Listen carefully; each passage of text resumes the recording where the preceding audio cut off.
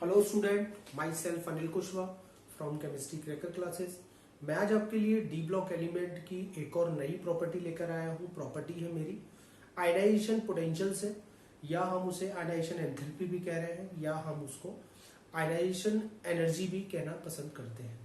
काफी important topic है, radius से रिलेटेड है। काफी आपको मेरा रेडियस वाला टॉपिक देखना होगा इस टॉपिक को समझने के लिए। चलिए आइए देखते हैं कि मैं क्या बताना चाहता हूँ इस टॉपिक के अंदर। ठीक है, देखिए जनरली आईपी कहते किसको है, आयनाइजेशन पोटेंशियल हम कहते किसको है। न्यूक्लियस के अंदर आउटर मोस्ट शेल में न्यूक्लियस में प्रोटॉन और न्यूट्रॉन्स रहते हैं, आउटर मोस्ट शेल में इलेक्ट्रॉन्स रहते हैं।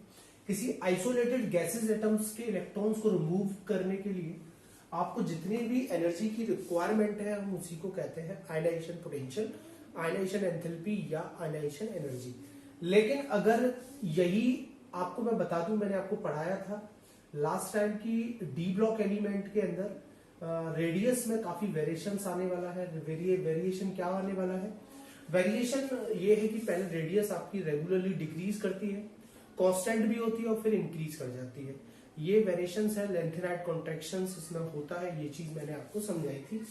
ठीक है, तो फाइनली रेडियस पे डिपेंड करता है। कैसे आप देख सकते हैं कि अगर इलेक्ट्रॉन्स आपको यहां से मिल रहे हैं, मान लीजिएगा कि इलेक्ट्रॉन एक बार आपको यहां से मिल रहा है, ये तो इतना रेडियस है, और एक बार इलेक्ट्रॉन आपको यहां से मिल रहा है, तो आप खुद देख सकते हैं कि रेडियस में गैप है। ये रेडियस छोटा है, एनर्जी की रिक्वायरमेंट ज्यादा होगी। ये रेडियस कम है तो कम एनर्जी की रिक्वायरमेंट होगी। मतलब ये बात जान लें कि रेडियस कम होगा तो एनर्जी ज्यादा चाहिए और रेडियस ज्यादा होगा तो एनर्जी कम चाहिए। ये बात आपके समझ में आनी चाहिए कि मैं कहना क्या चाह रहा हूं कि आयनाइजेशन पोटेंशियल रेडियस पे डिपेंड करने वाली है। चलिए फाइनली हम लोग देखें तो हमारे पास क्या वेरिएशन था डी ब्लॉक एलिमेंट में। स्पेशली हम लोग 3D सीरीज की बात कर रहे हैं। 3D सीरीज बहुत इंपोर्टेंट सीरीज है। क्या था? Scandium, titanium, vanadium, chromium, manganese, iron, cobalt, nickel, copper और जिंक। ये 3D सीरीज के एलिमेंट थे, ये बात आपको पता है। आपको मैंने ये बता रखा है कि जनरली स्कैनेडियम टू Mn तक रेडियस रेगुलरली आपकी डिक्रीज करने वाली है और फिर लगभग कांस्टेंट रहती है, और फिर उसके बाद रेडियस, यहां रेडियस सबकी लगभग सेम आने वाली है और यहां पे रेडियस आपकी इंक्रीज करने वाली है। ये चीज आपको मैंने पहले अपने रेडियस वाले टॉपिक में आपको समझा दी थी, वहां पे आप जाके समझ सकते हैं। तो फाइनली हमने अभी भी देखा है कि रेडियस तो डिपेंड करती है आईपी पर। ठीक है, आईपी डिपेंड करता है रेडियस पर। मतलब रेडियस बढ़ेगा तो आईपी घट जाएगा, या रेडियस घटेगा तो आईपी बढ़ जाएगा। ये वैल्यू समझ में आती होगी। तो फाइनली हम लोग समझ सकते हैं कि स्कैनेडियम टू Mn तक अगर आप चलना स्टार्ट करते हैं तो आईपी की वैल्यू जनरली आपकी इंक्रीज करने वाली है। लेकिन जैसे ही आप आगे जाते हैं, ठीक है, जैसे ही आप आगे जाना स्टार्ट करते हैं तो ये वैल्यू आपके हिसाब से डिक्रीज करने वाली है। ठीक है, लेकिन बड़ा वेरिएशन यहां पे भी आने वाला है कि जब ये नियम होना चाहिए लेकिन फिर भी वेरिएशन आएगा। वेरिएशन क्या आने वाला है?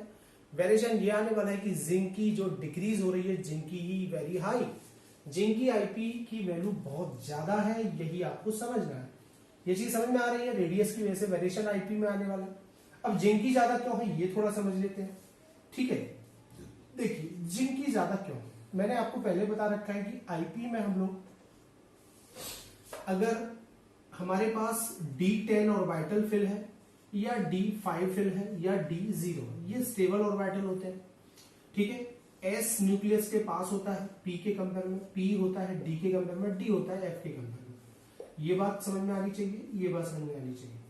S से इलेक्ट्रॉन रिमूव करने के लिए ज्यादा एनर्जी चाहिए P के कंपेयर में, P से इलेक्ट्रॉन रिमूव करना है तो ज्यादा एनर्जी चाहिए D के कंपेयर में। ठीक है, स्टेबल आ रहा है तो ज्यादा एनर्जी चाहिए स्टेबल फॉर्म में से इलेक्ट्रॉन निकालने के लिए। छोटी छोटी बातें आपको क्लियर होनी चाहिए। ठीक है, तो वही सब कुछ यहां आने वाला है कि जिसका सबसे लोएस्ट वैल्यू आना चाहिए था उसी का वैल्यू हाई आने वाला है। क्यों आने वाला है? जिंक होता है 30 और क्या आने वाला है 4:3D10। जरा समझिए मैं क्या बोल रहा हूं।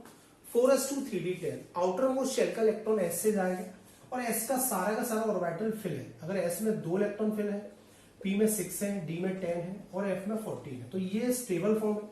और इसमें से इलेक्ट्रॉन निकालने के लिए आपको ज्यादा एनर्जी रिक्वायर्ड करनी पड़ जाएगी। बात आ रही है मेरी समझ में? ठीक है, तो फटाफट पहले से पॉज करके नोट कर लेंगे कि जिंक की वैल्यू डिक्रीज होनी चाहिए थी लेकिन हाई है because due to stable orbital. Outermost shell का ऑर्बिटल स्टेबल है, फुली फील्ड है, वहां से इलेक्ट्रॉन निकालना इजी नहीं होगा और ऑर्बिटल के कंपेयर में। तो ये बात समझ में आ गई होगी आपको। आइए मैं अब आपको दूसरा इसमें एक क्वेश्चन और बनाता हूं, काफी अच्छा क्वेश्चन होगा वो भी। क्वेश्चन काफी अच्छा है। क्वेश्चन क्या है मैं आपको समझाता हूं। पहले मान लीजिएगा अगर आप किसी एलिमेंट में से एक इलेक्ट्रॉन निकालते हैं और एक इलेक्ट्रॉन निकालने के लिए आप जितनी भी एनर्जी की रिक्वायरमेंट करते हैं वो आपकी कहलाती है ionization potential first.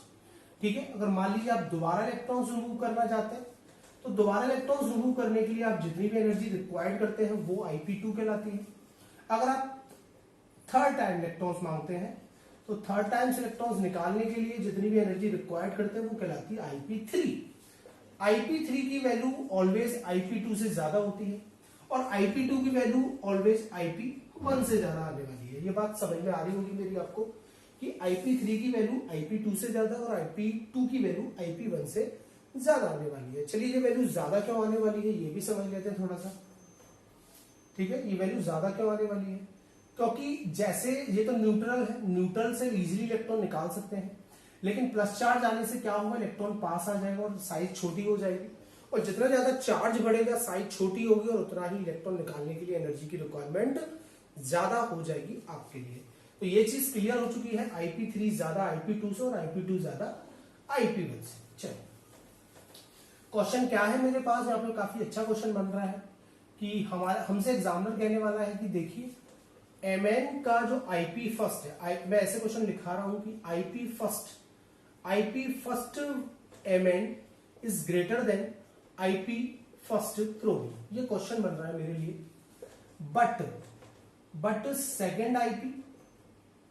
But second Ip of chromium is greater than second Ip of Mn। ये चीज आपको समझनी है कि Ip फर्स्ट Mn का ज्यादा है Ip फर्स्ट Cr से, बट Ip सेकंड ज्यादा है Cr का, किससे? सेकंड Ip Mn से। आइए समझते हैं ऐसा क्यों होने वाला है, कैसे होता होगा ये सब। चलिए देखिए मैं पहले ये वाली कंडीशन की बात करता हूं। Mn होता है 25, Cr होता है 24, Mn 25 और Cr 24, तो 4s2 3d 5 आएगा इसका और यहां पे आने वाला है 4s1 3d 5 क्योंकि मैं स्टेबल कर लिया है इसे। आपका इलेक्ट्रॉन सबको पता है कि भाई आउटर मोस्ट शेल तो एस है, यहां से इलेक्ट्रॉन आएगा, यहां से इलेक्ट्रॉन निकालना इजी नहीं होगा क्योंकि ये ऑर्बिटल फुली फील्ड है और ये स्टेबल फॉर्म है, लेकिन यहां से इलेक्ट्रॉन आसानी से रिमूव हो जाएगा क्योंकि ये अनस्टेबल फॉर्म है। ये बात मैं आपको समझा चुका हूं कि अगर एस भरा हुआ है, पी भरा हुआ है, डी भरा हुआ है, एफ भरा हुआ है तो वो आपकी स्टेबल फॉर्म है। स्टेबल फॉर्म से इलेक्ट्रॉन निकालना ज्यादा इजी नहीं होगा, आसानी से नहीं निकलेगा, तो उस कारण से Mn की वैल्यू ज्यादा होगी किससे? Mn की वैल्यू ज्यादा होगी Cr फर्स्ट की वैल्यू से। जब इन्होंने अपना एक एक इलेक्ट्रॉन रिमूव कर दिए, मान लीजिएगा एक इलेक्ट्रॉन रिमूव कर दिए और रिमूव करने के बाद क्या आने वाला है? 4s1 आएगा, 3d 5 रहेगा और नीचे क्या आने वाला है? नीचे आएगा 4s0 3d 5 आएगा। अब आप खुद देखें कि अब सेकंड इलेक्ट्रॉन लेने जाओगे तो इलेक्ट्रॉन यहां से निकलेगा, लेकिन सेकंड इलेक्ट्रॉन इसका यहां से निकलेगा और ये कैसी फॉर्म है? स्टेबल फॉर्म है। कैसी फॉर्म है? स्टेबल फॉर्म है और स्टेबल फॉर्म से इलेक्ट्रॉन निकालने के लिए ज्यादा एनर्जी की रिक्वायरमेंट होगी अनस्टेबल फॉर्म से। ओके, ये बात समझ में आती है। बहुत अच्छा क्वेश्चन है, काफी इंपोर्टेंट टॉपिक है यहाँ पे। चलिए आइए मैं एक क्वेश्चन और बनाता हूं आपके लिए, बिल्कुल सेम क्वेश्चन ऐसे ही यहां बनता है। क्वेश्चन सेम बनता है कि first Ip of zinc is greater than first Ip, ठीक है, first Ip of copper, but second Ip of copper is greater than second Ip of zinc. और लॉजिक इसका यही सेम है जो मैंने आपको दिया है। यहाँ पे D5 की जगह वहां पे D10 आने वाला है। आप लोग इसे खुद समझ सकते हैं, खुद कर सकते हैं, ट्राई करिए। अच्छा टॉप पॉइंट है मेरा। फटाफट आप इसे पॉज करके नोट कर लें, फिर मैं आगे आपसे चर्चा करता हूं नए टॉपिक पर। ठीक है,